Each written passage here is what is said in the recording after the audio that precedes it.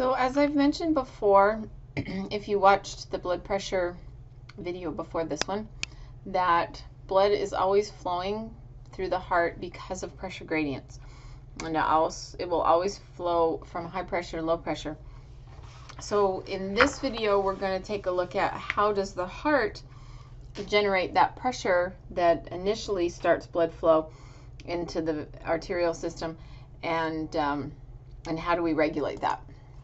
So the first concept we need to know is cardiac output, and this is the amount of blood pumped out by each ventricle in 1 minute. So as your heart beats 60 times a minute, or however many times, whatever your heart rate is, then there's another factor that affects how much blood is moved, and that's stroke volume, which is how much blood comes out with each beat. So this is how many times we beat in a minute and how much blood comes out with each beat.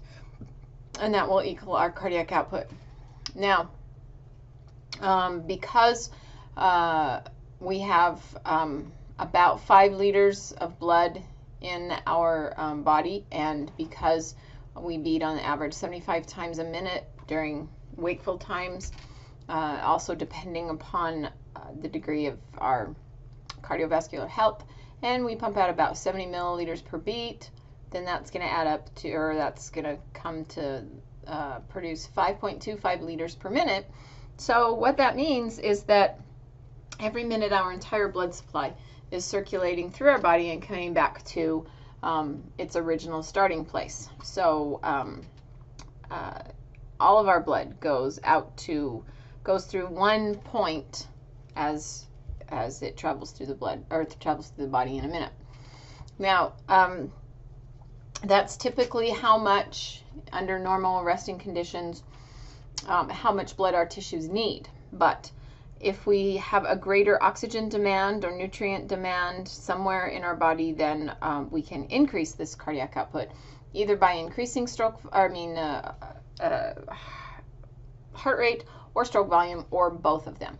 If we take a look at this graphic, this shows everything that affects cardiac output. So if we look at what controls heart rate, what causes an increase in heart rate, it'll be an increase in sympathetic activity and a decrease of parasympathetic activity. What will cause that increase in sympathetic activity? Well, typically exercise, fright, or anxiety will cause flight or fight response and decrease the amount of parasympathetic stimulus on the heart. Also, sympathetic activity not only increases the heart rate, but it's going to go over here and increase stroke volume as well by increasing the contractility of the heart, and we'll talk about that in just a second. So stroke volume is determined by two things. One is called EDV, which is end diastolic volume, and that's the amount of blood that enters the heart. We can call that preload. When we fill up the heart before we eject it, so we're loading it ahead of time. And ESV stands for end systolic volume, and so if we want to increase the stroke volume, it's the difference between EDV and ESV. So to increase stroke volume, we would increase EDV and decrease ESV. So how do we increase the amount of blood that returns to the heart? Well, we increase our venous return, and we'll come back to that in just a second. And if we want to decrease ESV, then how do we do that? Well, we want less blood remaining in the heart per contraction, so we're going to make the heart contract harder. So how do we get an increased venous return? Well, exercise increases our sympathetic activity, and our skeletal muscles are contracting more strongly and more rapidly, and we're breathing faster. And so our skeletal muscle pump and our respiratory pump will be increased to increase our venous return, which we talked about already in the blood pressure regulation. And then this will cause a decrease in heart rate. Now you would think, but isn't sympathetic stimulation causing an increase in heart rate? But it has to do with how much preload is coming in. So if I'm increasing the amount of blood that's coming into the heart, then it will slow down the heart rate so that I can have more time to fill. And so both of those factors will increase venous return, and then contractility is going to be increased by epinephrine or more calcium or thyroxine, depending on the situation. All right, so when we need more blood, then we tap into our cardiac reserve, and our cardiac reserve is how much more blood we can pump with exertion. So typically non-athletic individuals, as we're working out, running, whatever, we will increase our cardiac output 4 to 5 times. So we can circulate in a minute between 20 and 25 liters of blood through any one point in our body. But athletes, ones who are specifically trained and have a strong cardiovascular system, can move up to 35 milliliters or even more per minute.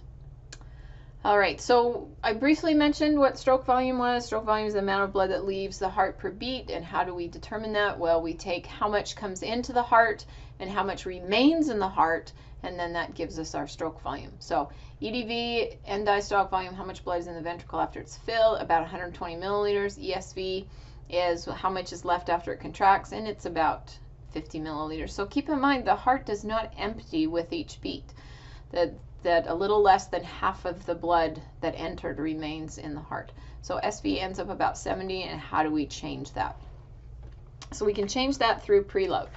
So preload is a measure of the stretch of the heart muscle, and this is the Frank-Starling law of the heart, that the greater the stretch of cardiac muscle, the greater the force of contraction. And like it says, this optimizes the number of active cross bridges possible between actin and myosin. And we can see that in skeletal muscle. If we increase the length of a sarcomere so that we get the greatest number of actin and myosin filaments overlapping with the greatest distance, the largest H zone that we have in a sarcomere, we're going to produce the greatest amount of force. If we stretch the heart too much, or if we stretch a muscle too much, then the actin and myosin don't overlap anymore. And if we don't stretch out the muscle, then the thin filaments will be too close together in the H zone, and then we won't have much distance for the sarcomere to shorten. So again, to maximize the force that a muscle can produce, we want to maximize the length of the sarcomere.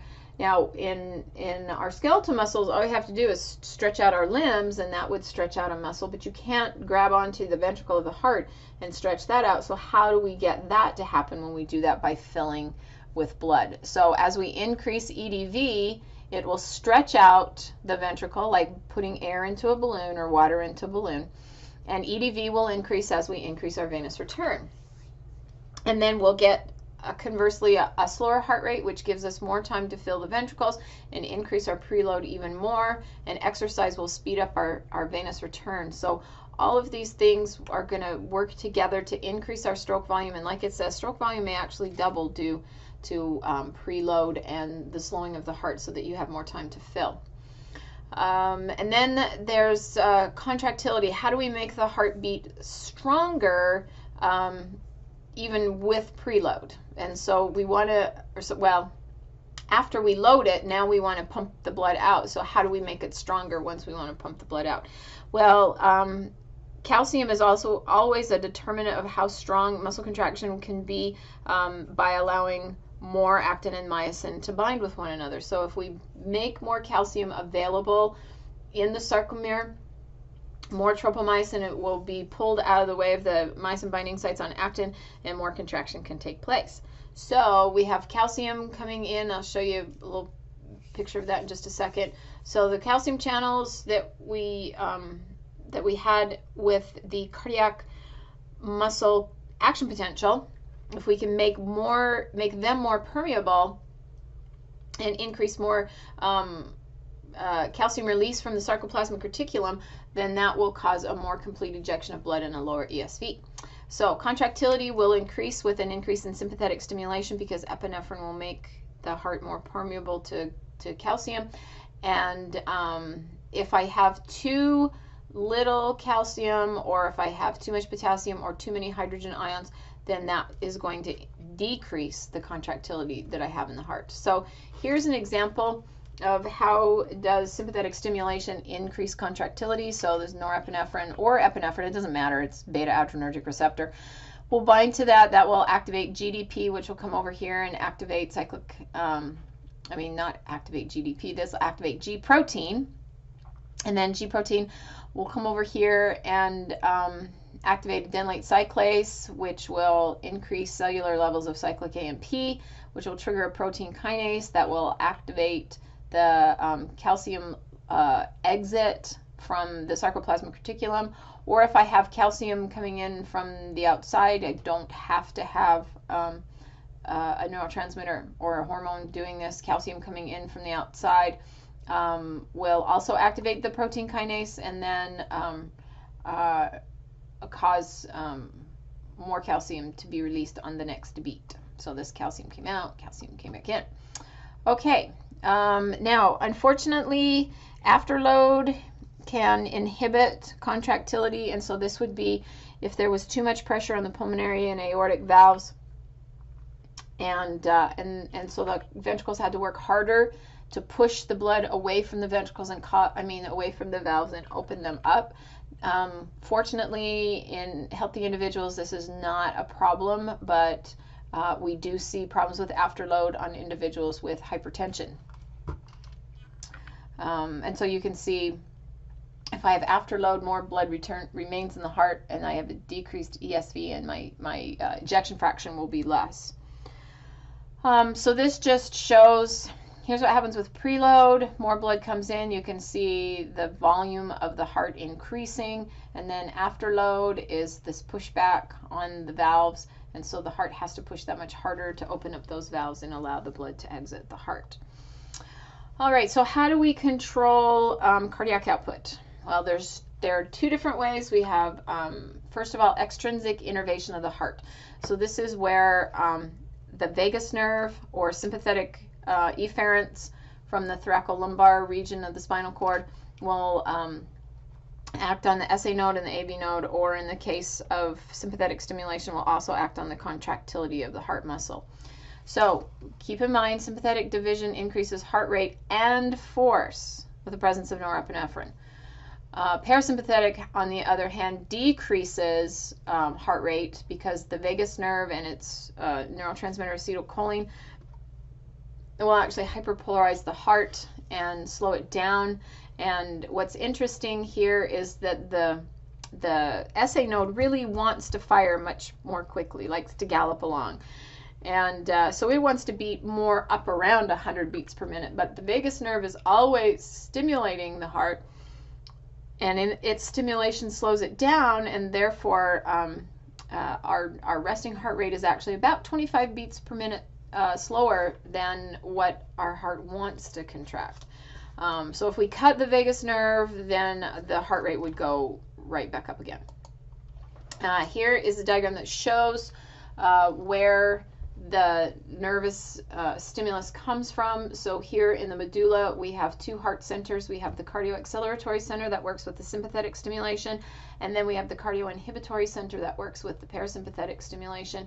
So as the cardioacceleratory center sends its signals out to the heart in these sympathetic efferents, then it will go to the SA node, to the AV node, and to the cardiac muscle itself to make it more permeable to calcium, more permeable to sodium here, but more permeable to calcium here on the cardiac muscle, and causing that contractility to increase. So it beats more strongly as it's beating faster. The vagus nerve, on the other hand, is going to come here from the cardioinhibitory center, and then it's going to run out here, and it's going to hyperpolarize the SA node and the AV node. But notice it does not act on the cardiac muscle itself of the ventricle. All right, so there's that information that I just went over. And here is just what I said about norepinephrine binding the beta-adrenergic receptors. Threshold of cardiac muscle is reached more quickly. Relaxation is accelerated. Pacemaker fires more rapidly and the heart beats faster. And norepinephrine also allows more calcium in. And we really want to couple these two things, because if you're beating fast, you can't fill very well and you can't eject very well. And so we want to beat fast, but we want to beat strongly. We don't want a rapid, weak heartbeat. We want a rapid, strong heartbeat. And there you go. Okay, so acetylcholine then is the neurotransmitter of the vagus nerve, hyperpolarizes the SA node and AV nodes. Now, this is an important thing, too, to remember, that under resting conditions, both sympathetic and parasympathetic send signals, but we're getting more signals being sent by parasympathetic stimulation to keep us our heart rate's low. And you know, the minute you slam on your brakes to make sure you don't run over that cat in the road, your heart immediately starts beating faster. That's because immediately you start sending more sympathetic signals stimuli to the SA node and the AV node, and then immediately your heart beats faster. Okay, so they're both stimulating the heart at the same time, just in most cases, parasympathetic signals are stronger or come at a more rapid pace. Okay, now here's a really interesting thing that I don't know that I noticed in your study guide, is vagal tone. So like I said, the vagus nerve wants to slow down the heart and keep it from beating too quickly. Well, sometimes we cause more vagal tone, more vagal stimulation to go on if we're activating certain aspects of our feed or breathe response. So our digestive tract, for example. So let's say that you are constipated and you really are having a difficult time going to the bathroom, and you bear down, or you're having a baby, either one, and you're bearing down and you're really pushing hard, you're really activating parasympathetic stimulation in the lower areas of your colon, and because the vagus nerve is sending those signals, then that will stimulate to try to get that smooth muscle to move that feces along. But at the same time, because it's vagal stimulation, it's going to slow down your heart. And so when we're bearing down, our heart rate goes down and down and down, and maybe too much. And so if our vagal tone is too great because we're bearing down, and our heart says, hey, you know what? That is way too slow, that our heart will speed back up again. And because it'll listen to the sympathetic stimulation, and the heart will increase its rate and basically ignore that vagal tone. So we call that vagal escape. So fortunately, when we are having a difficulty being constipated, that our hearts don't stop. Unfortunately, a lot of times with the elderly, their hearts can't handle that vagal tone, that vagal inhibition that's going on in their heart, and so they'll be in the bathroom and trying to have a bowel movement, and their hearts will stop and they won't start again, and they'll pass out, and oftentimes they'll die. And sadly, it happens so commonly that both the EMT and paramedic world and the funeral service world call this a commode code.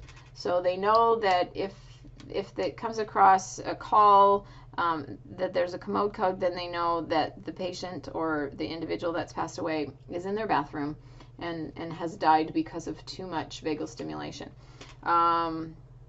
My son is going to be a funeral director. His dad was also a funeral director, and they both have experienced that in their careers. And it's sad, but it's an interesting thing that happens, and that's why it happens. All right, now on to stuff that you still really care about. So we also have some reflexes that go on if the baroreceptors are stimulated by systemic blood pressure in the aorta and the carotid sinus. Then we'll kick in the Bainbridge reflex, which will also happen as a result of venous return and blood congestion in the atria. And then the atrial walls will stretch. This will go and stimulate the SA node, and stretch receptors will trigger a reflex that increases the sympathetic stimulation of the heart. So we have reflexes detecting the amount of congestion and increase in pressure around the heart and leaving the heart, so that we can speed it up and get that blood out of there. Now, both of those are neural means by which we affect cardiac output and what the heart is doing, but we also have chemical regulation. So hormones, epinephrine, norepinephrine, are going to increase heart rate and contractility. Thyroxine, on the other hand, is going to increase heart heart rate, but at a more slower rate.